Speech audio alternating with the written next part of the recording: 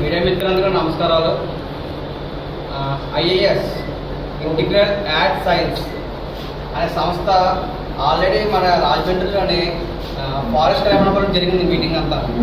So ఏంటో తెలియక సరే అని చెప్పేసి ఎంక్వైరీ చేస్తే ఇది ఒక యూట్యూబ్లో లైక్స్ కొట్టి డబ్బులు అన్నారు. దీనికి ఆఫీస్ కూడా ఉంది కాబట్టి వైజాగ్ వెళ్ళి కనుక్కోవడం అని చెప్పి అన్నారు. వైజాగ్ వెళ్ళండి నేను ఆల్రెడీ. వైజాగ్ వెళ్ళిన తర్వాత మురళీనగర్లోని బ్యాంక్ ఆఫ్ ఇండియా పైన ఆఫీస్ ఉండేది. ఆఫీస్కి వెళ్ళాక మొత్తం కనుక్కున్నాను నేను, మొత్తం వివరాలు కనుక్కున్నాను నేను. సో బాగుంది కదా అని చెప్పేసి పార్ట్ టైంగా వస్తుంది, డిగ్రీ చదివాను, ఉద్యోగం లేక పార్ట్ టైంగా వస్తుంది కదా అని చెప్పేసి ఒక నిరుద్యోగం వెళ్ళాను నేను. వెళ్ళిన తర్వాత కొంతమంది వచ్చిన తర్వాత ఏమన్నారంటే దీంట్లో 2,100 కడితే ఇలాగ రోజుకి 50 నొప్పులు వస్తాయి, లేకపోతే 5,000 కడితే రోజు 200 వస్తాయి, 10,000 కడితే రోజు 600 వస్తుంది చెప్పి అన్నది చెప్పి జాయిన్ అయ్యాను నేను. జాయిన్ అయ్యాక అంతా బాగానే ఉన్నాయి, డబ్బులు పడుతున్న సమయానికి మీరు ఏం చేస్తారు, మీ ప్రొఫైల్ అడిగారు. మేము 2019 నుంచి కరుణ సేవలు చేస్తాం, మేము మా సొంత కారుని అంబులెన్స్ మార్చి సేవలు చేస్తాము, ఇంకా లేని వాళ్ళకి అందరికీ సేవలు చేస్తాం. కే ట్రస్ట్ నుంచి మా సొంత ట్రస్ట్ పెట్టుకున్నాం.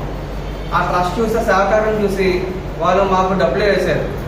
ఇలాగా ఐఏఎస్ ద్వారా మీరు కొంచెం సేవలు చేయాలనగానే సరే సేవలు చేయలే కదా, సేవలు మంచి పనే కదా, సంస్థ మంచి సేవ చేద్దామని చెప్పేసి పలుకు చెవిటి మోగ ఆశ్రమానికి 70 మందికి బ్యాగ్స్ పంచిపెట్టాం, బుక్స్ పంచిపెట్టాం, అన్ని పంచిపెట్టాం.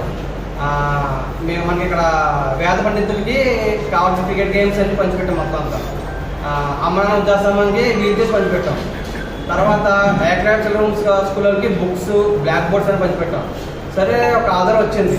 ఆ ఆధార్ రోజున గవర్నమెంట్ జైన్ కాన్సర్లో 250 మంది ఉన్నారు. ల్యాప్రాసర్లు, ముసలి వాళ్ళు, ఇంకా పిల్లలు అందరూ ఉన్నారు. వాళ్ళందరికీ బ్యాగ్స్, చైర్లు ఇవన్నీ పంచిపెట్టాం.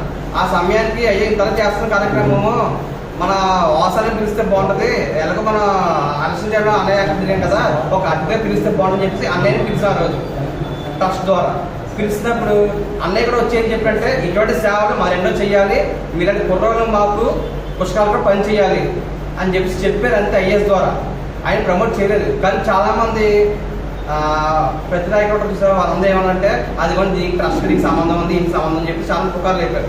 సో వాసు గారికి దీనికి ఏమో సంబంధం లేదు, అన్నయ్య ఒక అతిగా వచ్చారు, అతిగా వెళ్ళిపోయారు అంతే. అని అడిగారు ఏంటంటే అన్నయ్య సేవ కార్యక్రమం మీరు చేస్తున్నా కేటాంటే తెలుస్తాడు, నువ్వు సేవ బాగా చేస్తున్నట్టు తెలుస్తావు అని అన్నారు. ఆ పరంగా పిలిచానంటే ఆ పరంగా పిలిచాడు వచ్చిందమ్మా అని చెప్పేసి వెళ్ళిపోయారు. నాకు ఎందుకు తమ్ముడు ఇటువంటి అన్ని నాకు ఇటువంటి పిల్లలు వస్తున్నారు, ఇవి తలపోవడం అని చెప్తే తిట్టాను అనుకోవడానికి వస్తారు.